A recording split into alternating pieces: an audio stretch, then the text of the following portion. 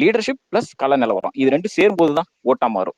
So 24ல அது வந்து prime minister சென்ட்ரிக்கல் எலெக்ஷனா போகும்போது நமக்கு வந்து நம்ம ஜஸ்ட் ஒரு லீடர்ஷிப்புங்கிற ஒரு ஆஸ்பெக்ட்ல வந்து நின்னோம்னா கள நிலவரம் நமக்கு சாதகமா இல்லைன்னா அதுல நமக்கு எந்த ஒரு வேல்யூவான ஒரு விஷயம் இருக்காது.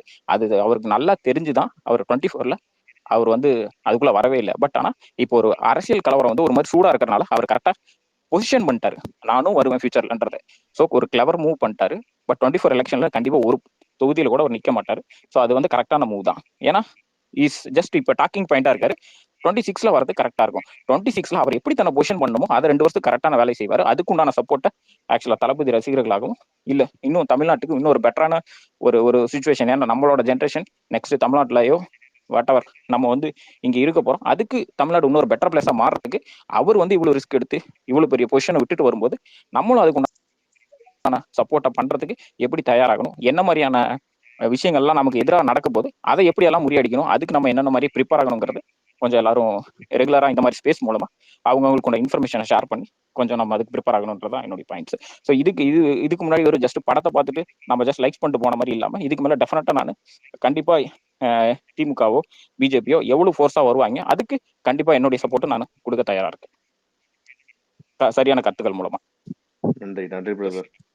கண்டிப்பா தொடர்ச்சியா இந்த மாதிரி எக்ஸ்போஸ் பண்றதும், இன்னைக்கு வந்து ஒருத்தங்க ஆபாச வார்த்தையில ஒருத்தங்க ஒரு ரொம்ப கொச்சையான ஒரு இது பண்ணும் போதும், அதிகாரத்துல இருக்கிற கட்சியில இருக்கவங்க ஒருத்தங்க பண்ற போதும் அதை வந்து திருப்பி ஜஸ்ட் அபியூசிவா இல்லாம அவங்க பண்ற தவறை எக்ஸ்போஸ் பண்ணாலே அவங்க ஷட் டவுன் ஆயிருவாங்க. அதை பண்ணுங்க தொடர்ச்சியா. இந்த மாதிரி அப்ரோச்சை மாத்திக்கோங்க. மோர் இம்பார்ட்டன்ட்லி இங்க எல்லாருக்குமே ஒரு இது இருக்கலாம். இவ்வளவு நாள் நம்ம ஒரு சித்தாந்தத்தை கரெக்டா நினைச்சிருப்போம், அது என்ன ஃபுல்லா புரிதல் இல்லாம இருந்திருப்போம். How to approach an ideology அப்படிங்கறத வந்து தெரிஞ்சுக்கணும். ஐடியாலஜில இருக்கக்கூடிய குறைநிறைகள், இது என்ன உண்மை எது பொய் அப்படிங்கறத ஆழமா இது பண்ணி நாளைக்கு தலைவர் இதை பத்தி அறிவிக்கிற போது இதை பத்தி தெளிவான புரிதலோட அதை அணுகணும். எப்பவுமே மைண்ட்ல இதை ரொம்ப இந்த அளவுக்கு நான் டீப்பா போக வேண்டியது இல்லை, இதை பத்தி நான் ரொம்ப அலசி ஆராய வேணாம்னா சிம்பிளா ஒண்ணு மைண்ட்ல எப்பவுமே வச்சுக்கோங்க. மக்கள் நலம் என்னைக்குமே பேர்ல சூப்பர் தான், 100 out of 100 தான், எல்லாமே நல்லது செய்யறோன்றதுதான் ஐடியாலஜியா கொண்டு வருவாங்க. ஆனா அதுல இம்ப்ளிமெண்ட் பண்றதுல இருக்க பிராக்டிக்கல் டிஃபிகல்டிஸ், உண்மையை யார் இம்ப்ளிமெண்ட் பண்றா, யாரு சித்தாந்தத்தை அவங்களோட அரசியலுக்காக யூஸ் பண்ணிக்கிறாங்க, யாரு வந்து அதாவது அரசியலுக்கு சித்தாந்தத்தை யூஸ் பண்ணிக்கிறாங்களே தவிர அந்த சித்தாந்தத்தை படி அரசியலை யாரும் நடத்துறது இல்லை. ஸோ இந்த மாதிரி விஷயங்கள் எல்லாம் தொடர்ச்சியா ரொம்ப மைக்ரோ லெவல்ல அனலைஸ் பண்ணி பண்ணுவோம். நம்மளும் பேசி பேசி இந்த மாதிரி விஷயங்களை எஜுகேட் பண்ணிப்போம். Let's educate ourselves more in this. பொறுப்பு அதிகமாயிருச்சு. கேக்குதுங்க, ஒரே ஒரு செகண்ட் முடிச்சுக்கிறேன். இதுல பொறுப்பு ரொம்ப அதிகமாயிருச்சு நம்மளுக்கு. அந்த பொறுப்புக்கு ஏத்த மாதிரி நம்ம வந்து இதை பத்தி நடத்திக்கணும். கிரிட்டிசிசம் கேளுங்க, அதே மாதிரி அபியூசிவ் கிரிட்டிசிசம் கேட்க வேண்டிய அவசியம் உங்களுக்கு கிடையாது. The control is in your hand, remote உங்க கையில இருக்கு. எதை நீ கேட்கணும் எதை நீ கேட்க கூடாது நீ தான் தீர்மானிக்கணும். அதனால எல்லாருக்கும் இவ்வளவு கேவலமா பேசுற ஒரு கேவலமான ஜென்மங்களுக்கு எல்லாம் நீ வந்து உன் மைண்ட்ல இடம் கொடுத்துட்டு அவங்களுக்கு இம்பார்ட்டன்ஸ் கிரியேட் பண்ணிக்காத. ஒருத்தன் கெட்டவன அப்படின்னு சொல்றதும் அவனை திட்டுறதுக்குமே அவனுக்கு ஒரு இம்பார்ட்டன்ஸ் நீங்க கொடுக்குறீங்க. அது நம்ம கொடுக்க தேவை கிடையாது. இதுதான் ஃபைனலா நான் சொல்லணும்னு நினைச்சேன். நீங்க ப்ரோ நீங்க பேச ஆரம்பிச்சீங்க ப்ரோ, பேசுங்க. நான் ஆஃப்லைன் திங் ஒன்று ஷேர் பண்ணணும், ஜஸ்ட் நான் அதை மட்டும் பண்ணிக்கிறேன். என்னன்னா எங்க ஊர்கிட்ட திருக்கோயிலூர் ஒரு ஊர், ஜஸ்ட் அங்க வந்து அங்க ஒரு தொகுதி, அதுல வந்து திருக்கோயிலூர் தெரியுமா? சரி ஓகே நான் சொல்லிடுறேன் ஃபுல்லா. எங்க அங்க திருக்கோயிலூர் ஒரு பொன்முடி தொகுதி இருக்குல்ல, அந்த தொகுதி தான் விழுப்புரம் பக்கம். ஆமா ஆமா. அங்க ஒரு கவுன்சிலர், டிஎம்கே கவுன்சிலர், ஓகேங்களா? அந்த டிஎம்கே கவுன்சிலருக்கு சம் அலக்கைங்க வச்சுக்கோங்களேன், ஒரு 10 பேர், ஒரு எல்லாத்துக்கும் அவங்க கூட போறதுக்கு எல்லாத்துக்கும் ஒரு அலக்கைங்க இருப்பாங்க, ஓகேங்களா? அப்படி இருந்திருக்காங்க. எப்போ ஒரு 2 years 3 years கொஞ்சம் கிளியரா பேசுங்க. இப்போ கேக்குதா கிளியரா? சொல்லுங்க. அதான் அந்த தொகுதியில அந்த கவுன்சிலருக்கு ஒரு 20 அலக்கைங்க மாதிரி அவங்க இது மாதிரி வச்சு ஃபாலோவர்ஸ் மாதிரி வச்சுக்கோங்களேன், அவங்க இருந்திருக்காங்க. ஒரு 2 years இருந்திருக்காங்க வைங்களேன் அவங்க கூடவே. இப்போ வந்து நேற்று கட்சி அனௌன்ஸ் பண்ணார்ல, அனௌன்ஸ் பண்ண உடனே அதில் வந்து ஒரு 10 மெம்பர் வந்து விஜய் ஃபேன்ஸ், அவர் டேட் விஜய் ஃபேன்ஸ் வச்சுக்கோங்களேன். திருக்கோயிலூரில் வந்து எந்த ஃபேன் ஷோ எடுத்தாலும் அவங்க தான் எடுப்பாங்க. பட் இருந்தாலுமே அவங்க வந்து அவங்களுக்கு கவுன்சிலருக்கு ஜஸ்ட் அலக்கை மாதிரி இருந்திருக்காங்க, ஓகேங்களா? அதில் வந்து என்ன ஆச்சுன்னா, விஜய் ஃபேன்ஸ் வந்து நான் நேற்று இது மாதிரி கட்சி அனௌன்ஸ் பண்ணதால அதுலேருந்து இப்போ அவங்க கூட இருந்ததால திருப்பி எதுவுமே பண்ண முடியாதுன்னு சொல்லிட்டு அதுலேருந்து திருக்கோயிலூர் திருக்கோயிலூர் தொகுதின்னு ஒன்று இருக்கு, அங்க விஜய் மக்கள் இயக்கம் இருக்கு. அதுல போயிட்டு ஜாயின் பண்ண போயிருக்காங்க அந்த 10 பேரும். அந்த 10 பேரையும் வந்து ஜஸ்ட் பிளாக்மெயில் பண்ற மாதிரி டிஎம்கே இந்த கவுன்சிலர் வந்து இது பண்ணியிருக்கான். நீ எப்படி அங்க போகலாம், இவ்வளவு தூரம் எங்க கூடவே இருந்துட்டு நீ எப்படி அப்படி போகலான்னு சொல்லிட்டு இந்த மாதிரி ஜஸ்ட் நெகட்டிவ் திங்ஸ் வந்து அவன் நடந்திருக்கு. பட் ஆனால் அங்கே இருக்க விஜய் மக்கள் எப்பவுமே சொல்லிட்டாங்க, இது வந்து அது அவங்க விருப்பம், இது வந்து நீங்கள் வந்து ஃபோர்ஸ் பண்ணி ஒருத்தவங்களை வந்து நீ இதில் இருக்கணும் அதில் இருக்குன்னு சொல்லக்கூடாதுன்னு சொல்லிட்டு அவங்க வந்து சொல்லிட்டாங்க. பட் ஆனால் அது வந்து அது என்னன்னா இன்னும் ஃபோர்ஸாக அப்படியே இது பண்ணிடுறாங்க, இன்ஃப்ளூயன்ஸ் பண்ணிடுறாங்க. இப்போ டிஎம்கே பீப்புள் வந்து அவங்ககிட்ட தொகுதி இருக்கு, அவங்ககிட்ட ஆட்சி இருக்குன்னு அதை வச்சுக்கிட்டு இந்த மாதிரி வந்து நீ அங்கேயும் போகக்கூடாது, நீ வந்து விஜய் மக்கள் இயக்கத்துக்கு போகக்கூடாது, ஆனால் நீ இங்கே தான் இருக்கணும் அப்படின்னு சொல்லிட்டு சில திங்ஸ் செம்மையாக ஃபோர்ஸ் பண்ணுறாங்க. பட் அதனால் அதுக்கு கொஞ்சம் அவாய்ட் பண்ணணும். அது அவனுங்க எப்போ அதை திருந்த போறாங்க பிரதர். இதெல்லாம் இந்த குறைஞ்சபட்ச எதிர்ப்பு எல்லாம் இல்லாம நம்ம அரசியல் எல்லாம் பண்ணவே முடியாது பிரதர். நீங்க ரொம்ப சீரியஸா அவங்களை ஏதோ பண்ணிட்டாங்கன்ற லெவல்ல நான் பயந்துட்டேன் நீங்க சொல்ற போது. இல்ல பண்ணக்கூடிய ஆளுங்க தான்.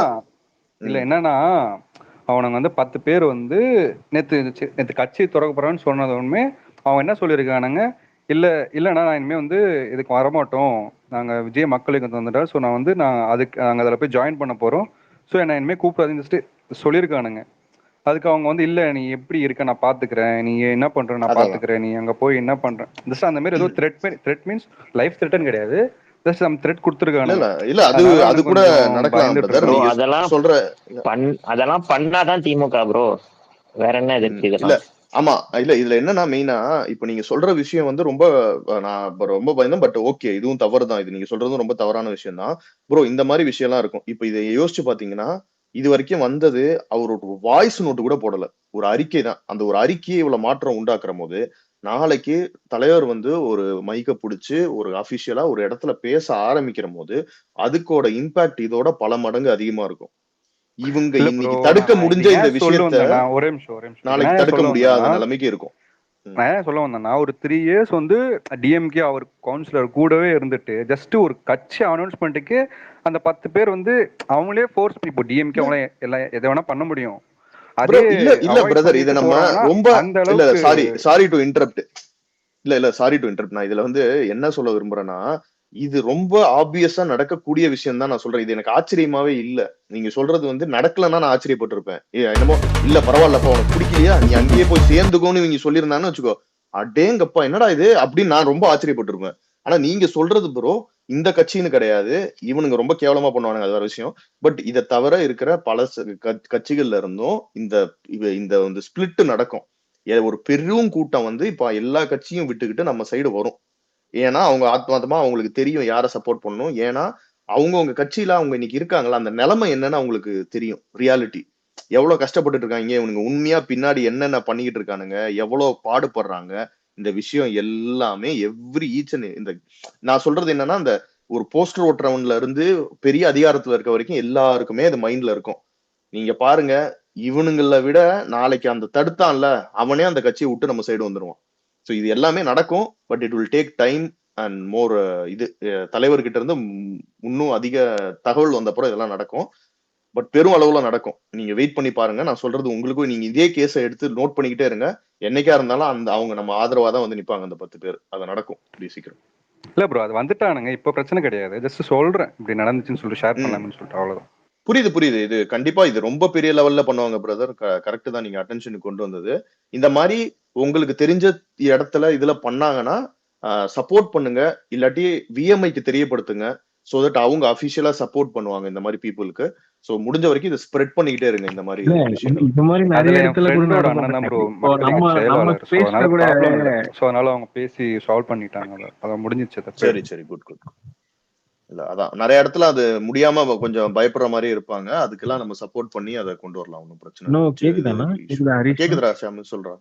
அதான் இது மாதிரி நிறைய இடத்துல நடந்து நம்ம ஸ்பேஸ்ல ஷேர் பண்ணா நம்ம இது யூடியூப்ல வேற ஸ்ப்ரெட் பண்ணுவோம்ல. சோ இது நல்ல விஷயம் தான், இந்த மாதிரி ஷேர் பண்ணி விட்டுருங்க. இதுல யாருன்னா நிறைய ஊர்ல இருந்தா சொல்லுங்க கண்டிப்பா. ஆமா, இந்த மாதிரி சினாரியோஸ் சொல்லுங்க, தெரிய போடும் வெளியில, அதனால எக்ஸ்போஸ் பண்ணுங்க. தினகர் ப்ரோ பேசுங்க, ஹேண்ட் ரைஸ் பண்ணிருக்கீங்க. சாரி செவன் ப்ரோ, ஒரே ஒரு செகண்ட். அவர் ஆல்ரெடி கட் ஆயிட்டு போயிட்டு வந்துட்டாரு தினகர். அவர் மட்டும் பேசிட்டோம் கொஞ்சம். இதை அடுத்து நீங்க பேசுங்க. சொல்லுங்க தினகர் ப்ரோ, பேசுங்க. இல்ல ப்ரோ, இன்னைக்கு ஒரு விஷயம் நடந்தது. இந்த விஷயத்த வந்து எல்லாரும் ஷேர் பண்ணாங்க, கண்டக்ட் பண்ணாங்க. பட் என்னுடைய ஒப்பீனியன் நியூஸ் சேனல்ஸை டேக் பண்ணி ஷேர் பண்ணி தான் இன்னும் கரெக்டாக இருந்திருக்கும். அப்படின்றது அது பண்ணியிருக்கலாம்.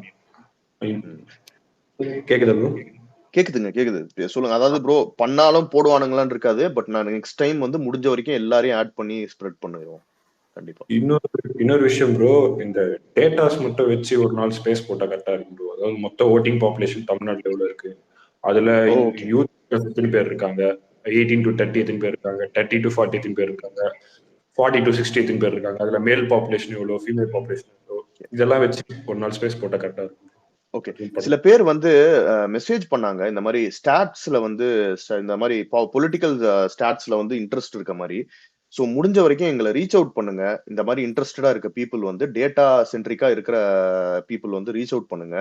நம்ம என்ன டைப் ஆஃப் டேட்டா எதை பேச போறோன்ற டாபிக்ஸ்ல வச்சுட்டு we will allow you to present. So நீங்க வந்து ஜஸ்ட் உங்களோட இதுலயே வந்துட்டு ஒரு ஸ்லைட்ஸ் மாதிரி ஒரு 10 பிக்சர் உங்க அக்கௌண்ட்ல போட்டு கூட நீங்க வந்து ஒரு பிக்சருக்கு இங்க வந்து ப்ரெசென்ட் பண்ணுங்க. ஸோ டேட்டா ப்ரெசென்ட் பண்ற மாதிரி இருக்கும். ஒரு பார்ட் ஆஃப் த ஸ்பேஸ் வந்து அதுக்கு ஒதுக்கிடுவோம் தினகர் ப்ரோ. அது நல்ல ஐடியா, அது கண்டிப்பா பண்ணுவோம். அப்படி யாராவது இருந்தீங்கன்னா கமெண்ட்லயோ இல்ல டிஎம்லயோ எல்லாரும் இருக்கிற ஆக்சஸ் இருக்கவங்க கொஞ்சம் ப்ளீஸ் ரீச்